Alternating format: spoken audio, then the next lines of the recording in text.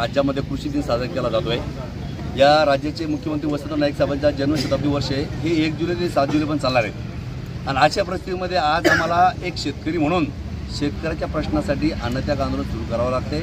हे महाराष्ट्राच्या इतिहासामध्ये अगदी दुर्भाग्यपूर्ण घटना या ठिकाणी म्हणावी लागेल, कारण केंद्र सरकार व राज्य सरकारच्या माध्यमातून महाराष्ट्रातल्या शेतकऱ्याला जो अन्याय केला जातो आहे त्या अन्यायाला वाचा फोडण्यासाठी आम्ही अभियान लोकजागृती संघटनेच्या वतीनं मागच्या 5 ते 6 दिवसापासून या मतदारसंघात गावगाव जाऊन लोकांची माहिती घेतली आणि महत्त्वाच्या मागण्या ज्या शेतकऱ्यांच्या आहेत, ज्यामध्ये आम्हाला प्रामुख्याने लक्षात आलं की शेतीपूरक व्यवसाय जर कुठला असेल तो दुग्ध व्यवसाय होता। त्या दुग्ध व्यवसायाच्या माध्यमातून या मतदारसंघातल्या 10 ते 12 हजार तरुण जे शेतीपूरक व्यवसाय म्हणून दुधाचा धंदा त्यांनी स्वीकारलेला आहे।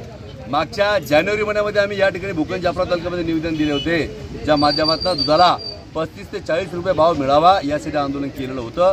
पण त्यावेळेस विखे पाटलांनी 5 रुपये अनुदान देण्याची घोषणा केली होती, पण ते अनुदान 5 महिन्यामध्ये 5 रुपये सुद्धा एकाही शेतकऱ्याला अजून आलेले नाहीत।